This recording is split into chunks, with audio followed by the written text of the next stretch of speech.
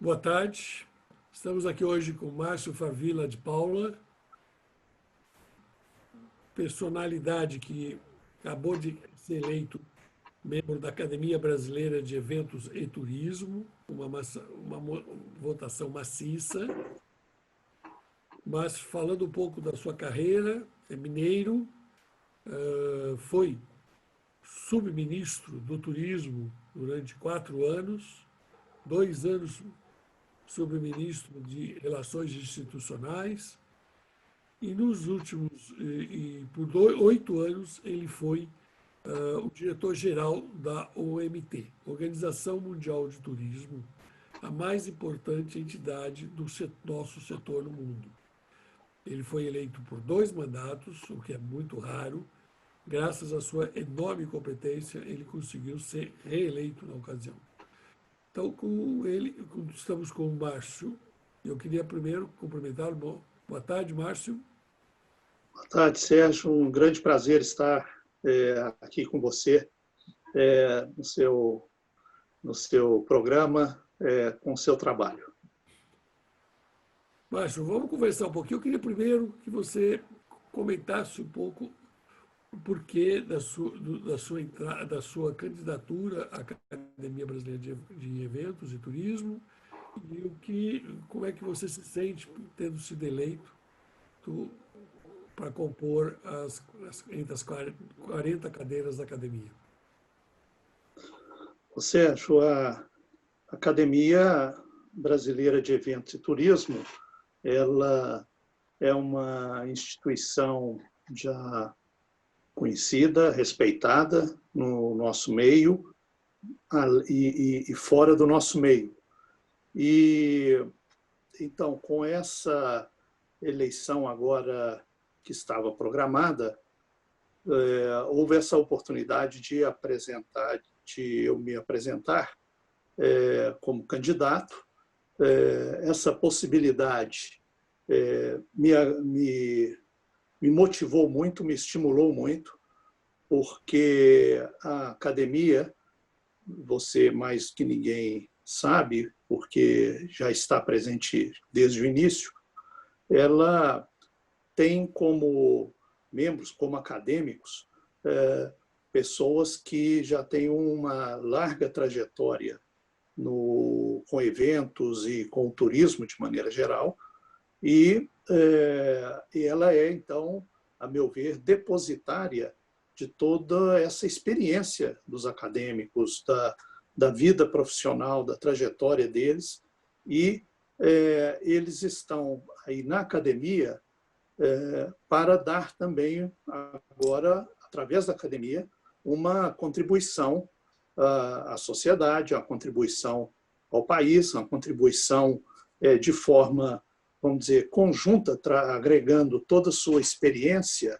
pessoal e profissional, trabalhando juntos para desenvolver ainda mais os eventos em nosso país, que são atividades que alavancam a economia brasileira, eventos de toda natureza, sejam eventos empresariais, corporativos, seja eventos comerciais, seja de entretenimento, eventos profissionais, eventos do turismo, eventos culturais, enfim, todo tipo de eventos, como também o turismo de maneira geral.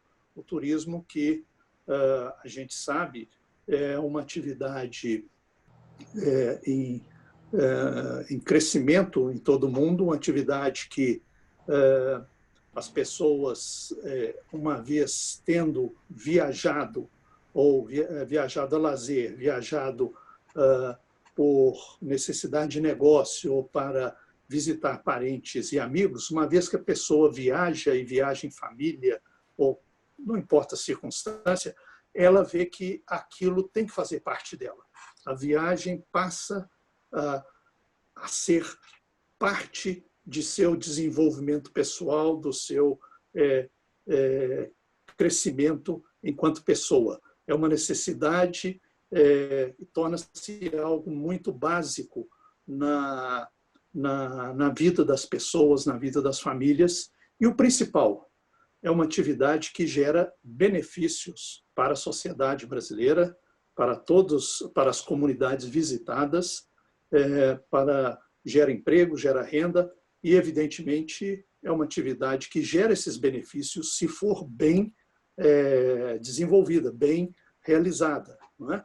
Então, existe um crescente entendimento, compreensão pelo mundo afora dos benefícios em potencial que o turismo traz. Nós vimos, por uma maneira, vamos dizer, de uma maneira não esperada com a pandemia, o que significa não ter aviões ou não ter a possibilidade de viajar, sair de sua cidade, seja de carro, seja de ônibus, não poder viajar a negócios, não poder visitar parentes e amigos, não poder passear com a família. Nós vimos a falta que isso faz e o impacto econômico que a falta do turismo, a não existência do turismo gera para a economia como um todo. Então, a Academia Brasileira de Eventos e Turismo tem entre seus membros, todos eles com experiência nessas áreas e que, especialmente agora, nesse momento em que estamos passando, e não só o turismo, mas outras áreas, mas especialmente o turismo, que é a área que a gente milita, vai precisar retomar suas atividades. É uma grande oportunidade retomar em bases mais avançadas, né? Corrigindo aqui, não somente para superar os problemas presentes, mas corrigindo problemas do passado para que a atividade seja realmente mais sustentável e mais benéfica para toda a sociedade no futuro. Então, essa oportunidade de estar junto com essas pessoas me motivou muito a participar destas eleições na academia nesta segunda-feira passada. Como é que você encara o fato de você ter sido eleito agora assumindo uma cadeira na academia? É uma honra ou é uma responsabilidade? Sérgio, isso, toda honra traz junto uma responsabilidade, não é? Então, então eu vejo dessa forma, como todo poder também traz responsabilidade, e a honra também traz, não é? Responsabilidade. Então, para mim, é verdadeiramente uma honra ter sido eleito, participar desse grupo, e agora, com isso, eu tenho responsabilidades, como também os demais membros da academia têm responsabilidade perante a academia e seus propósitos, os propósitos da academia. Muito bom, Favila. Para que o nosso espectador possa conhecer um pouquinho melhor você, eu gostaria que você falasse um pouco do seu trabalho e como é que foi a sua visão nos 4 anos que você ficou no Ministério do Turismo. Sérgio, foi muito interessante o processo, né? Porque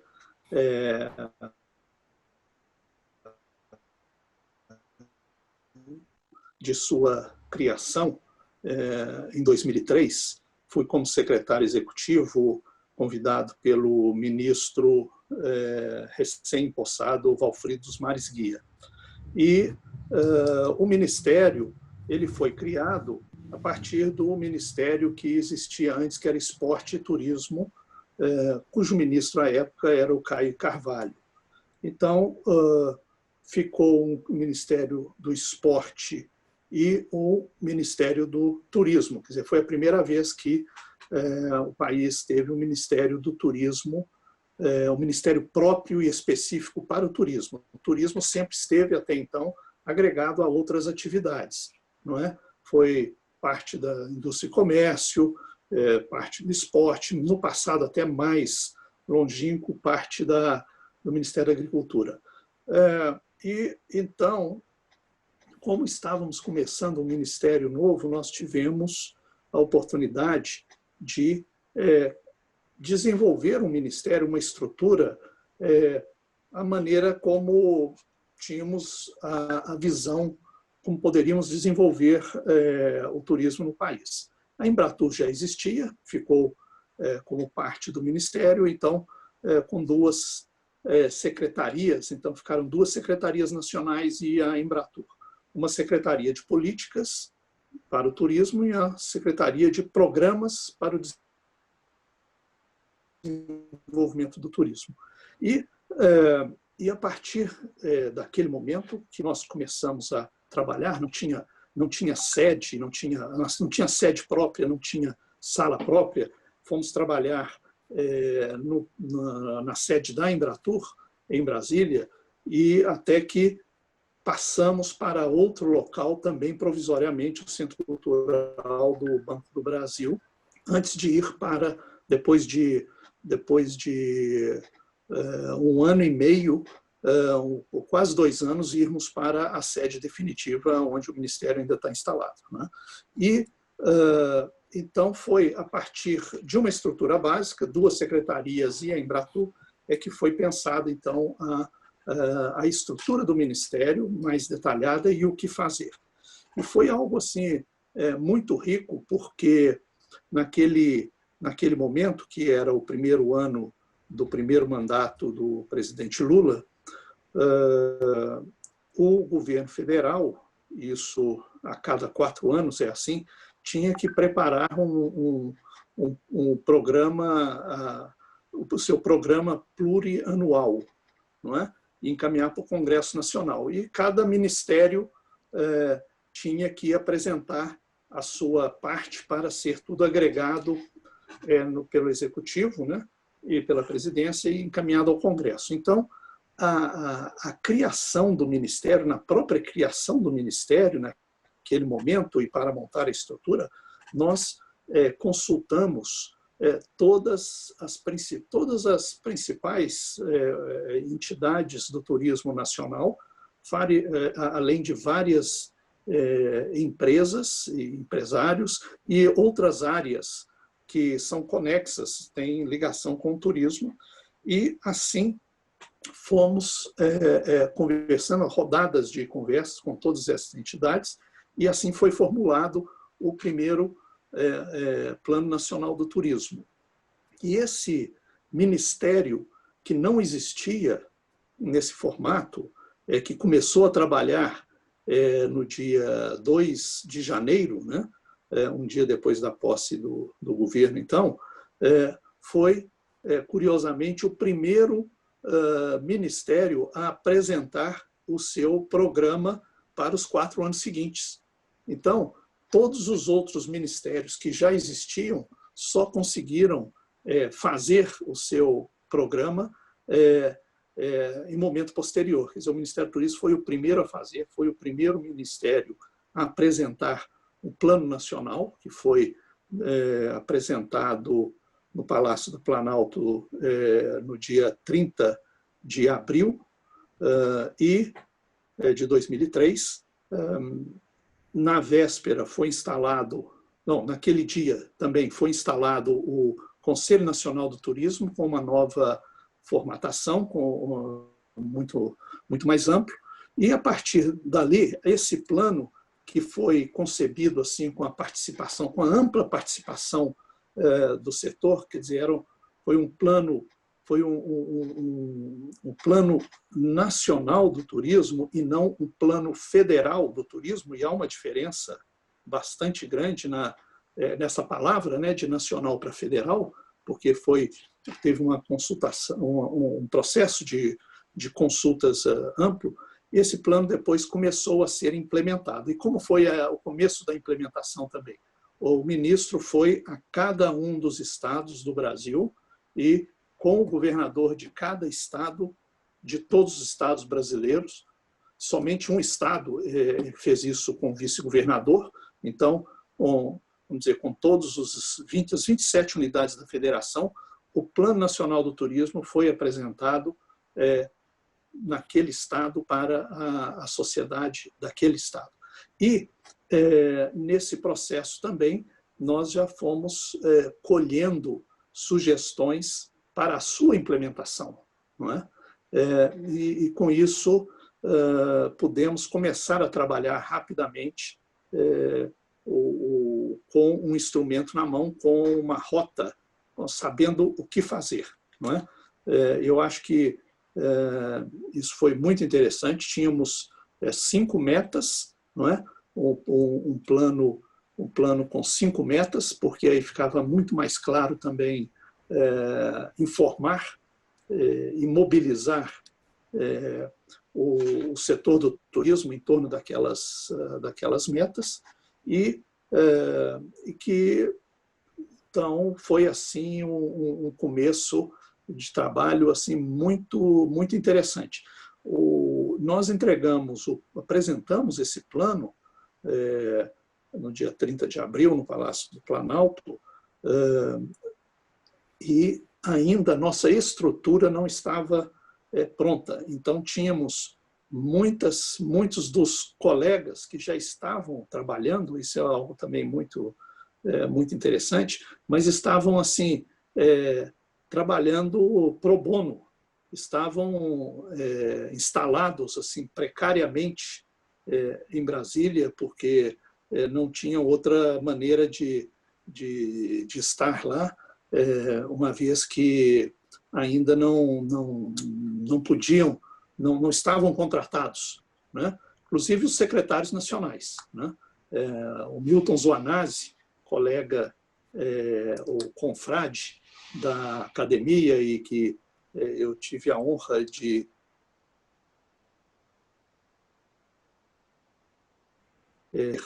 defendido, apresentado a minha candidatura perante os demais acadêmicos na segunda-feira.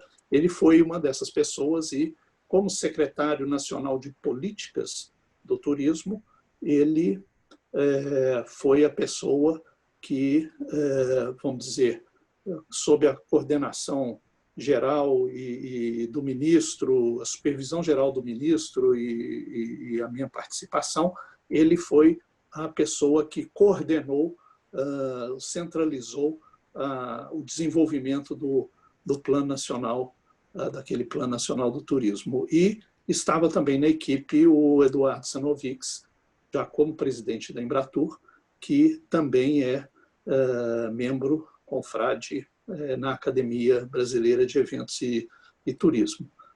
A secretária nacional de programas era a Maria Luísa Leal, que já tinha também uma longa carreira, não somente em Minas Gerais, mas também em Brasília, no Ministério do Desenvolvimento, Indústria e Comércio Exterior.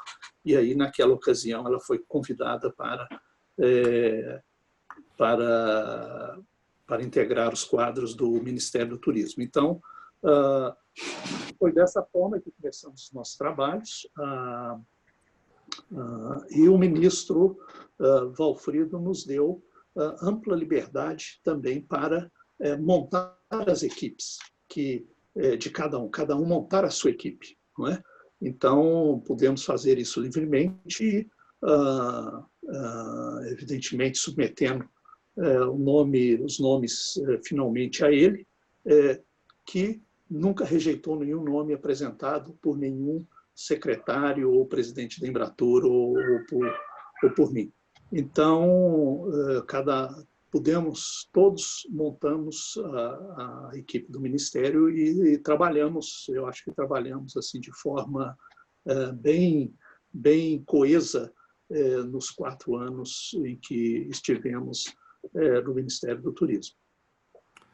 Mas, senhor, uma coisa que você comentou do plano, e se a minha memória não me falha, uma das metas do plano era 10 milhões de turistas estrangeiros.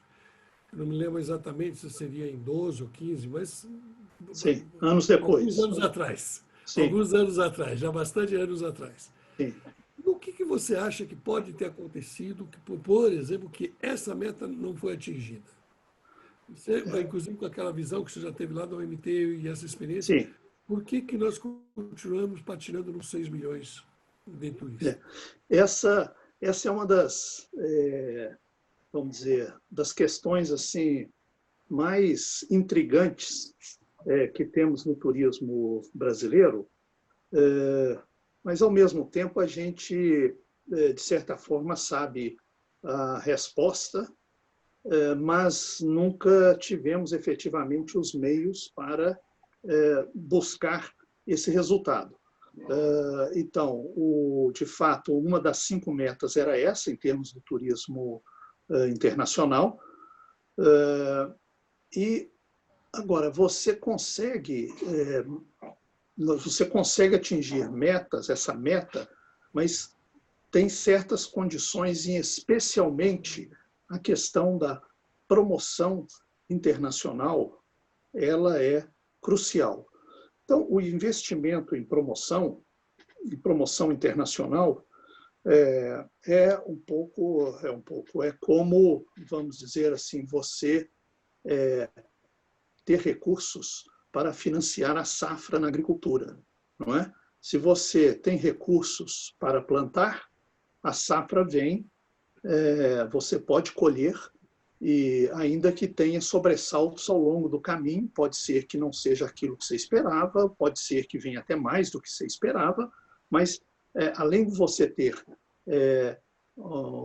que investir, que financiar aquele plano safra, você tem que fazê-lo na hora certa. Então, a questão dos recursos para promoção internacional, essa questão sempre foi uma questão difícil de ser equacionada. Não sei, espero que com uma nova configuração que agora se busca para a Embratur, isso venha. Não basta uma nova configuração, tem que vir recursos também, porque senão apenas uma estrutura formal diferente não vai gerar os resultados que se quer. Existem, se nós compararmos com outros países, e não precisamos ir longe, não precisamos ir muito longe, nós temos na América do Sul praticamente quase todos os países, vamos dizer, a maioria dos outros países da América do Sul tem um orçamento de promoção do turismo internacional maior do que o do Brasil. E o México, então, que já está na América do Norte, nem se fala. O orçamento do México para promoção internacional é de, no mínimo, vamos dizer, 10 vezes, 12 vezes maior do que o orçamento do turismo, da promoção internacional do turismo brasileiro. Então, com a promoção, você consegue chegar naqueles operadores e naqueles turistas, você consegue fazer um trabalho de forma a trazer esses turistas de lazer, não é? No turismo, a gente sabe que o turismo ele tem um componente de turismo de negócios, né? Eu até mencionei isso um pouco antes, eu quero reiterar aqui, porque as pessoas tendem a pensar no turismo só na parte de lazer, não é? Então, as viagens a negócios são consideradas também como parte das viagens do turismo. Então, as pessoas que viajam a negócio vão viajar de toda forma e dificilmente você vai modificar isso. O que você pode, com a promoção, é trazer, gerar oportunidades, chamar atenção para eventos de promoção, de incentivo e também eventos corporativos e tal para realizar no país, né? Mas e que são importantes.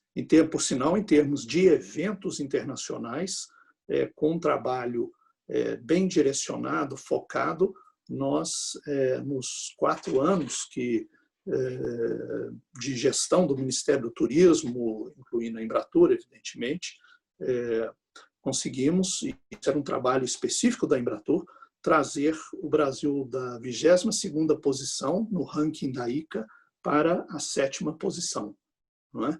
E isso com 3, 4 anos de trabalho, porque tinha foco e e a gente sabia o que queria.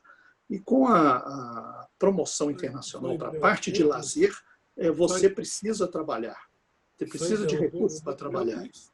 Só interrompendo um minuto. E hoje o Brasil, depois desse período que chegou ao 7º, hoje ele está de novo além dos 20. Quer dizer, hoje me parece que está 22º de novo. Né? Voltamos, quer dizer, voltamos a 15 anos na história. Só quis complementar esse dado. Uma coisa muito interessante na parte de eventos, né, que é um dos,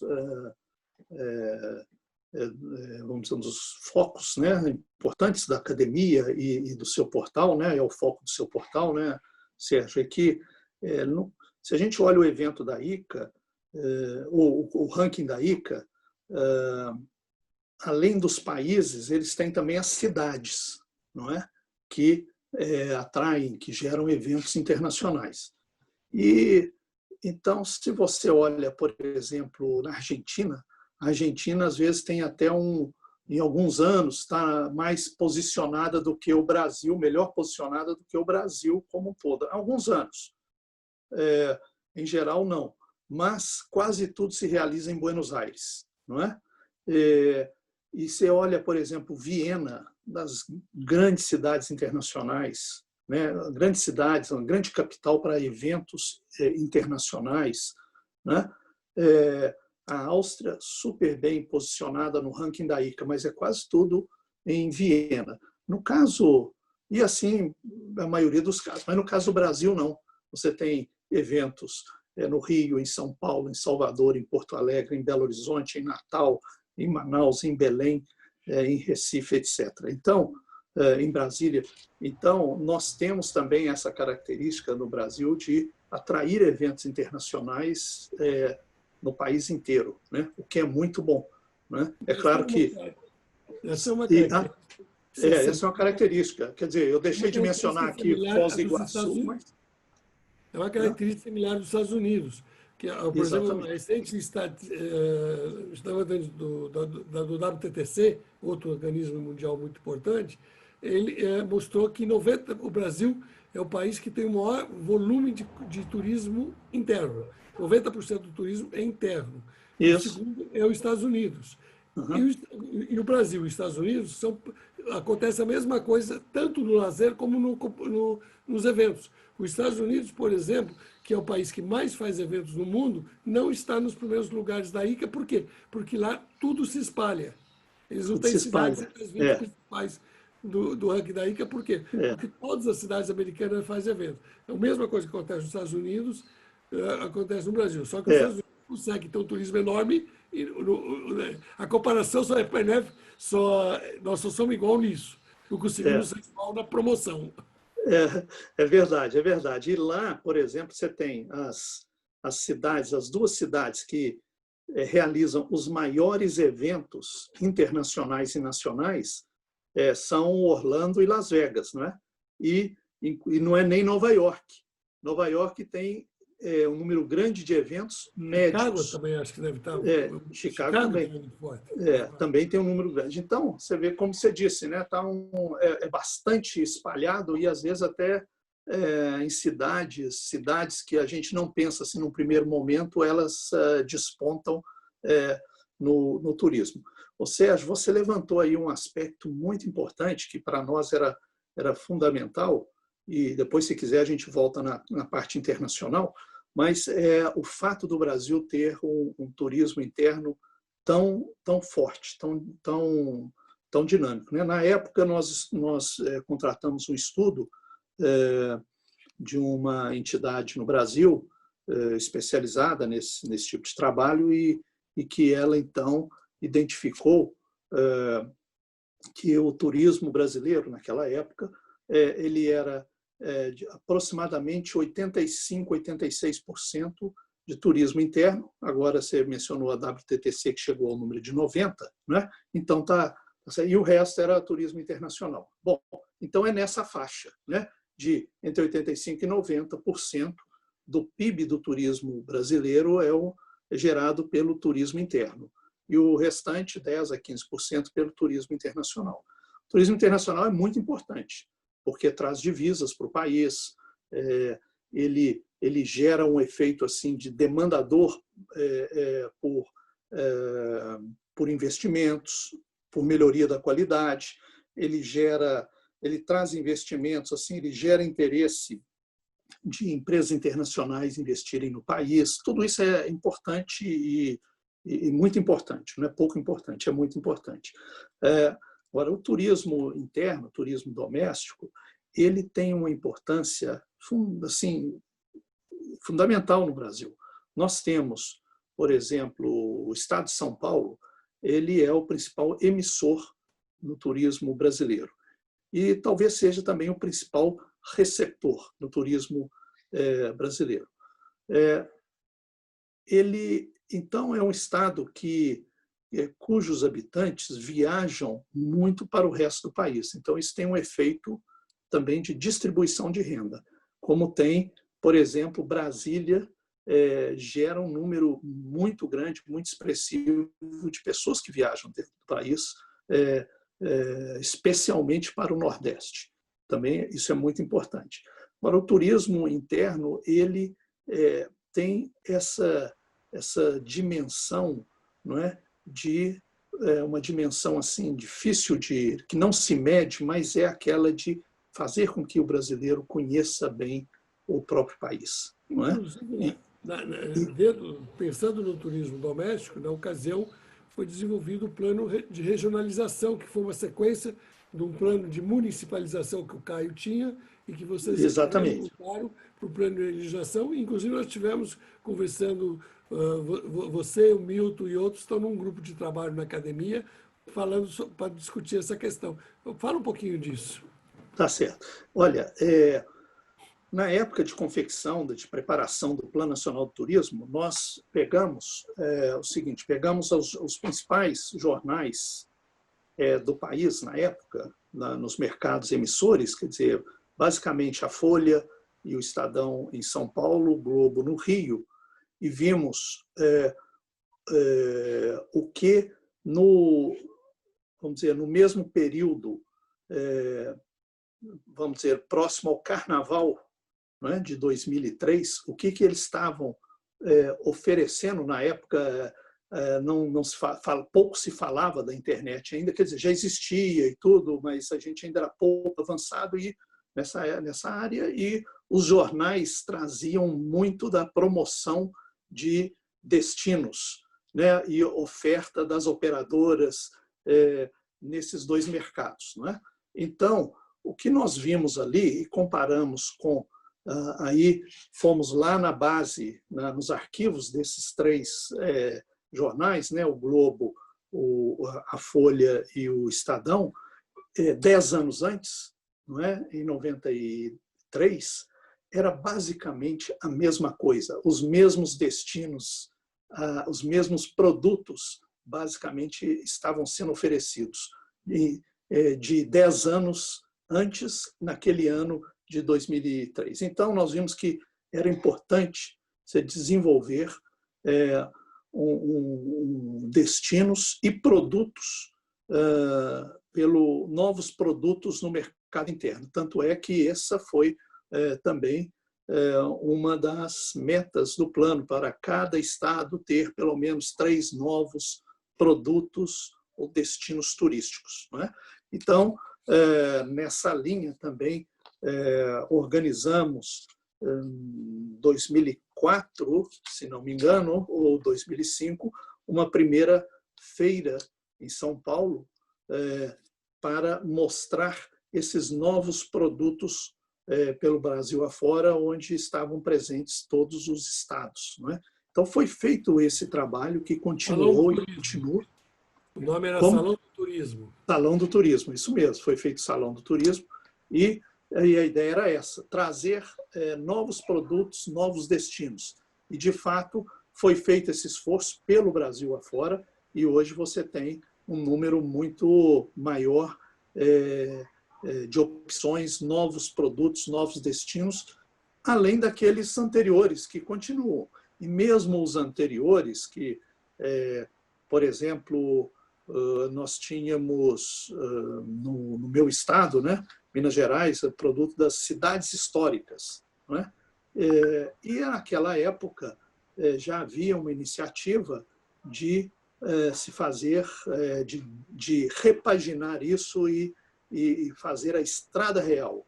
Então, nós demos muita força a isso, porque era uma maneira nova de apresentar, mas não somente de apresentar, mas também de ampliar a oferta, porque a estrada real não é somente visitar as cidades, aquele passeio que criança detesta de visitar a cidade histórica e que é super interessante para os pais e crianças pequenas não gostam, não é? Ou jovens não gostam. E então a estrada real é muito mais do que isso. Foi a valorização, o desenvolvimento de novos produtos, por exemplo, trilhas, não é? Ecoturismo, turismo de aventura, e também o desenvolvimento de produtos locais vinculados ao turismo. E isso, em particular, Sérgio, é algo que foi uma atividade assim que nós temos assim uma enorme importância, porque nós hoje isso é claro para todo mundo, mas não era tão claro assim para tanta gente na época que os produtos, a produção associada ao turismo não é só o artesanato. Tem muito mais coisa além do artesanato, não é? Tem o vinho, tem o queijo, tem toda a gastronomia, tem os produtos, claro, de artesanato, mas tem produtos industriais, tem a cachaça, tem, vamos dizer, louça, não é? Da região, típica da região, ou você tem aqueles produtos do capim dourado, né? Lá de Tocantins e do Jalapão. Tem tanta coisa, mas além de artesanato e mesmo sendo produtos industriais, então nós criamos na estrutura do Ministério, na Secretaria de Programas de Desenvolvimento, um departamento de capacitação e da produção associada ao turismo. Não é? Qual que era, naquela época, o local mais visitado do Rio de Janeiro pelo turista internacional? Era o Pão de Açúcar e o Cristo Redentor. E qual era o segundo? Era a sede da Gasterne. Não é? E a Gasterne é um produto associado ao turismo. É uma joalheria, design, produto brasileiro do mais alto nível, não é? E ele é um produto associado ao turismo. Tanto é que a empresa, durante muitos anos, eu não sei se continua a fazê-lo, estava presente nos estandes do Ministério do Turismo, que a Embratur organiza nas feiras internacionais. Não é? Por quê? Porque eles também se viam assim como associados ao turismo. E esse conceito da produção associada ao turismo é um conceito muito interessante e muito importante. E eu, nos 8 anos da OMT, eu não vi nenhum país explorá-lo de forma tão consciente como nós fizemos naquele período. E eu tive a oportunidade de conversar com muitos ministros do turismo e falar sobre isso para eles, e de repente eles achavam que estavam vendo ali a descoberta da pólvora, né? Que já existia em outro lugar e agora eles podiam utilizar. Esse costume de se fazer mais do mesmo sempre, né? Eu lembro que há cerca de também 15, 20 anos, nessa época, a Brastoa nos convidou para uma reunião, eu como jornalista, com outros operadoras da Brastoa, e tinham lá uma meia dúzia de jornalistas, e todo mundo discutindo operações para o carnaval. Então, grupos, venda de grupos para carnaval. Como eu não sou da área de lazer, eu fiquei meio estranho naquela conversa. Me chegou uma hora e levantei, falei, gente, eu queria só entender uma coisa. Faz 1 hora que nós estamos discutindo aqui grupos para o carnaval. Mas 50% da população do Brasil não vai para carnaval, ela foge do carnaval. A metade da população do Rio de Janeiro sai do Rio durante o carnaval. O que vocês estão fazendo para atender essa população que não quer ir para um carnaval? Mas quer viajar no mesmo período. Quer viajar. Um olhou para a cara do outro, não havia um programa. Depois disso, não havia nenhum programa, nenhum projeto para atender metade da população do Brasil. É. Quer dizer, às vezes você tem a coisa está ali do teu lado, a solução, mas ninguém está vendo, porque Ninguém está vendo. está acostumado. Mas vamos um pouquinho, senão para não incomodar, vamos para o OMT.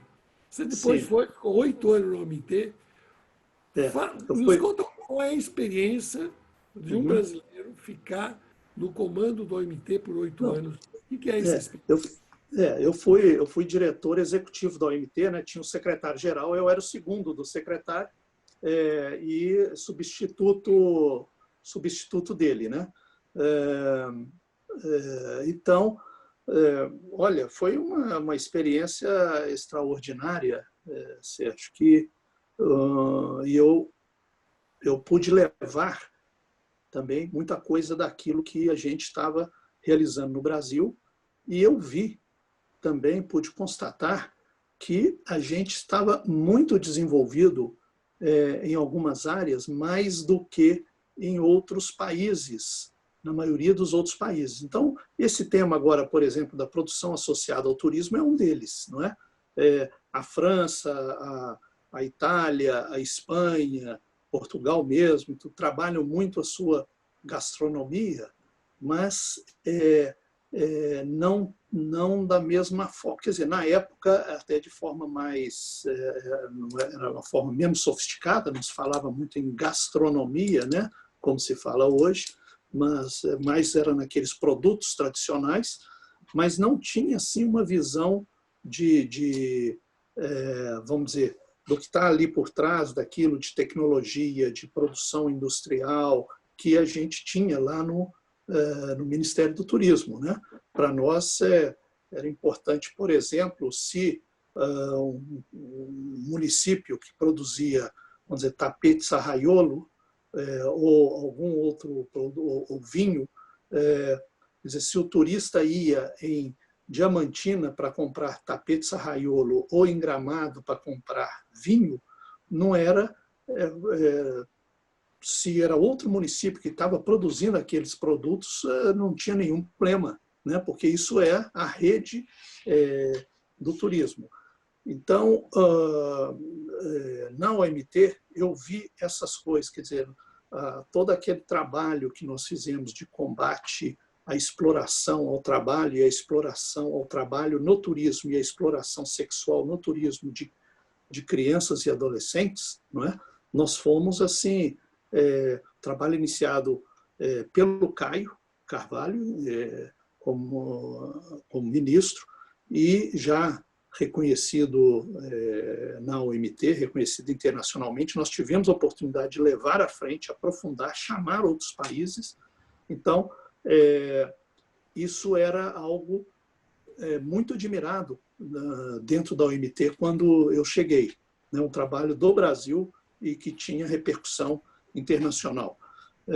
E na OMT eu tive a oportunidade assim, de trabalhar, vamos dizer, basicamente com duas áreas. Uma com a área, eu era responsável pelos chamados departamentos técnicos, né?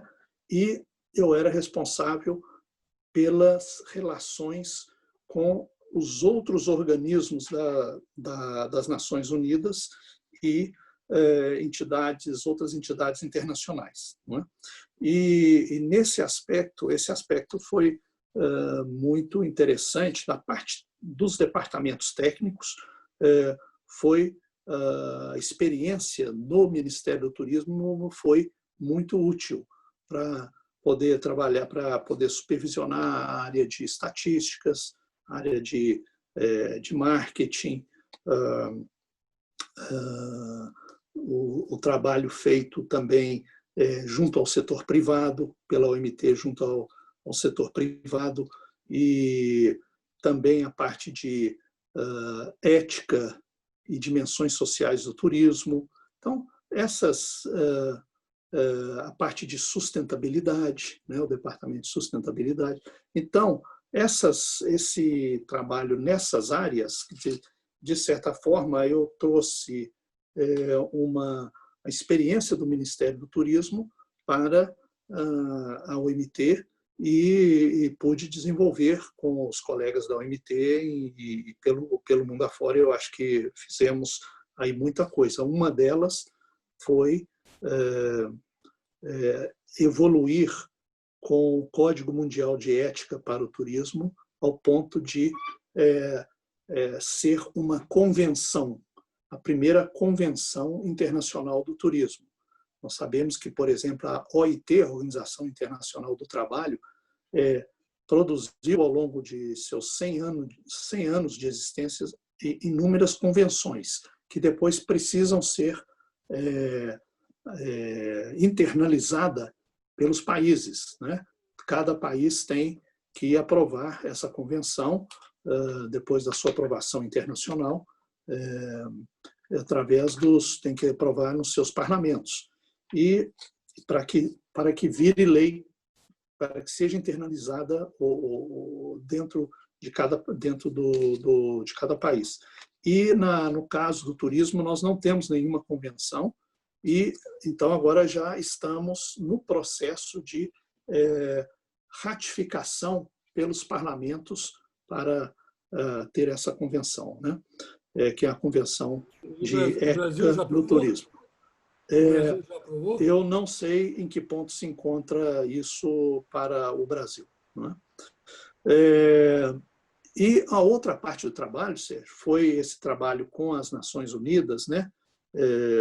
E aí foi muito interessante também, porque como o secretário-geral das Nações Unidas, ele tem uma reunião semestral com todos os chefes de agências das Nações Unidas, né? Nas Nações Unidas existem agências especializadas, a OMT é uma delas. São 14 agências especializadas nas Nações Unidas.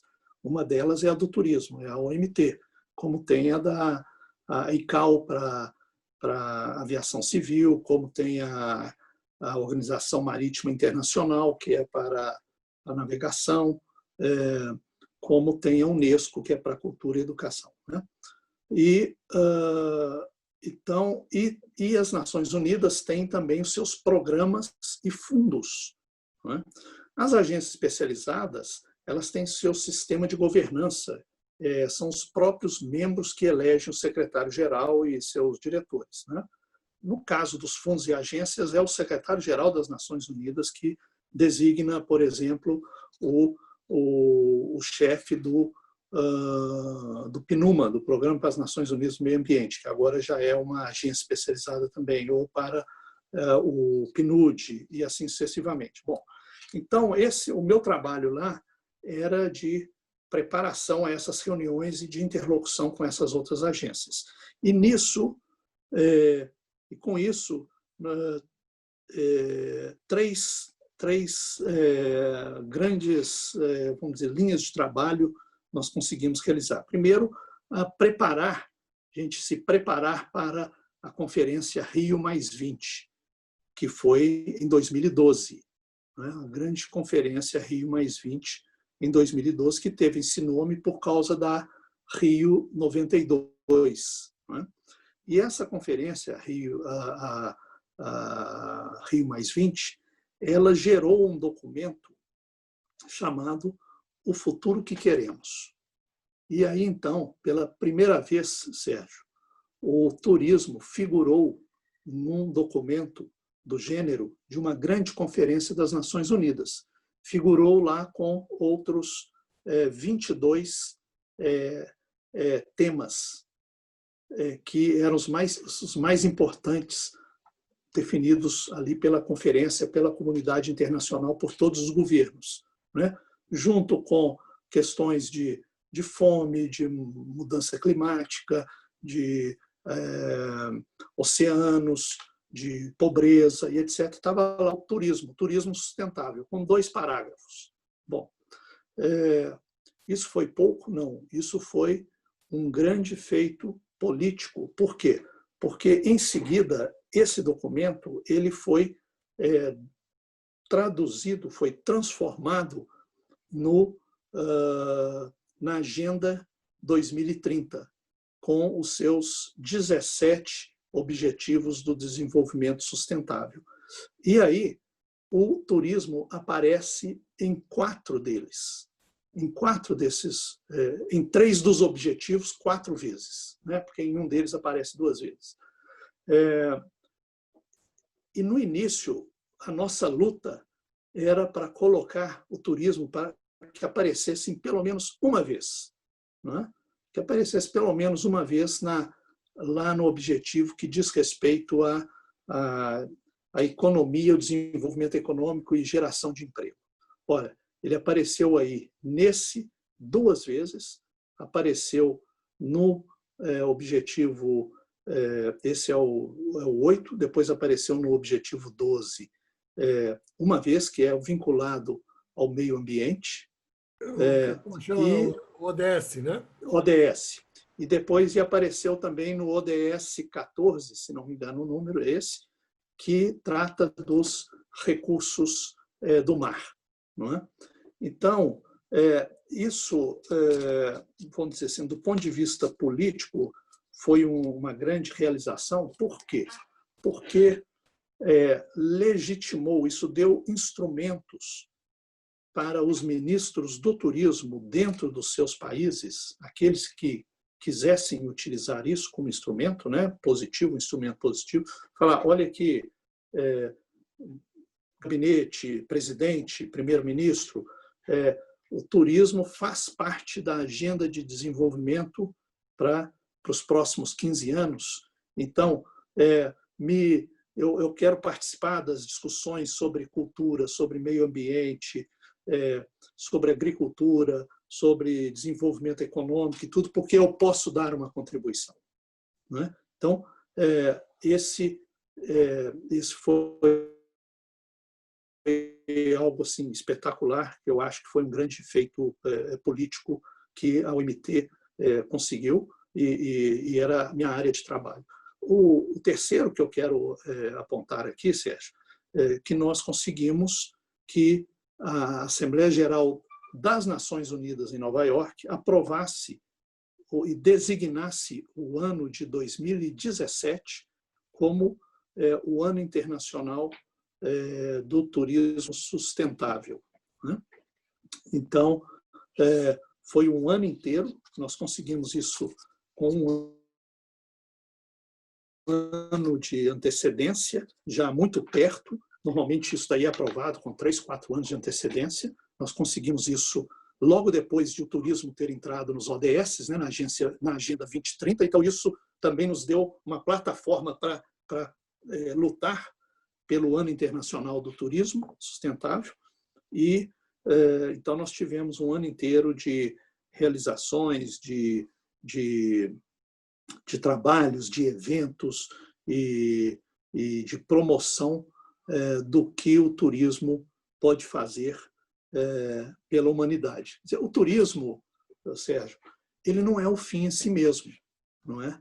Ele é um instrumento através do qual, como os próprios eventos, através do qual você vai gerar condições econômicas para o desenvolvimento do país, daquela comunidade, você vai gerar emprego, vai gerar renda, né?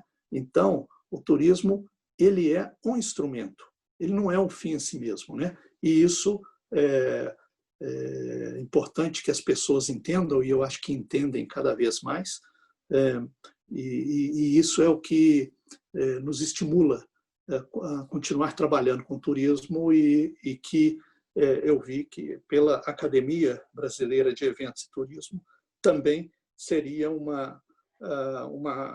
vamos dizer, uma plataforma, um meio, um veículo muito importante, institucionalizado, com reputação, com pessoas já com trajetória longa no turismo e com serviços prestados na área de eventos, em várias áreas do turismo, que que eu poderia também me somar a esse grupo para poder levar à frente, não é? Para continuar com esse trabalho. A entrevista está ótima. E então, mas vamos para finalizar, eu gostaria de não terminar, mas a gente precisa terminar, né? Então, com a sua experiência de 8 anos no OMT, como é que o Brasil poderia aproveitar melhor a OMT para melhorar o seu turismo, melhorar a sua performance no mundo? Tá. Eu acho que, vamos dizer, se você é membro, é sócio de uma organização, como é sócio de um clube, ele vale para você tanto quanto você exige dele, não é? Então, você pode ser sócio de um clube e a anuidade ser um valor baixíssimo, mas se você não frequenta, ele é caro, não é? Mas se você é sócio de um clube de gabarito e paga aí uma anuidade mais elevada, mas você utiliza com muita frequência, então vale a pena.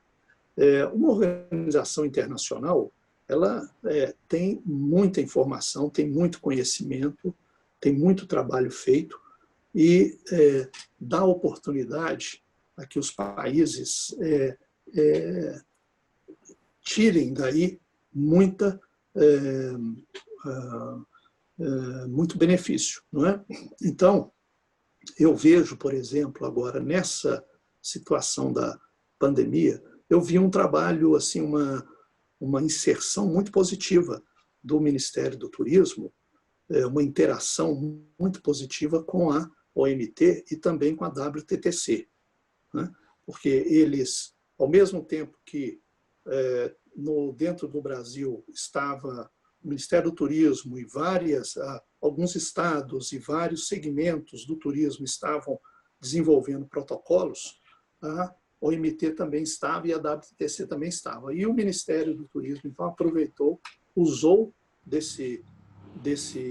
do fato de ser membro e ter acesso e como membro tem direito a usar aquelas informações e buscar aquelas informações e receber o apoio, né, para desenvolver o protocolo dentro do país. Eu não sei assim em detalhes como foi feito, mas eu vi e tomei conhecimento que houve uma interação, né? Isso é muito positivo. Em áreas, então isso tem em todas as áreas, né? Todas as possibilidades. Tem situações de crise em que o turismo passou pelo mundo afora em inúmeros tipos de crises e que a OMT tem lá tem muita informação sobre isso, tem manual, tem programa, tem, vamos dizer, até capacitação em relação a isso e tudo. Por quê? Porque já lidou com todo tipo de crise pelo mundo afora. Felizmente, o Brasil não passou por tudo quanto é tipo de crise, não é?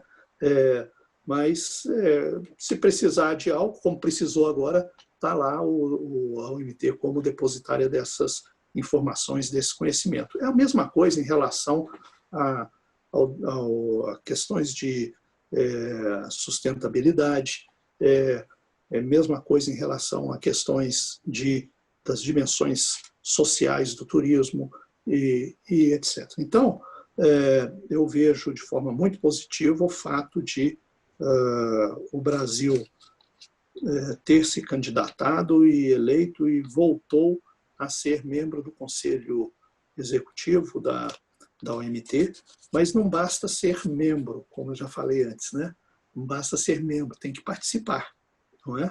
E provocar a organização, e chamá-la, e ver o que está sendo produzido. Então, como que pode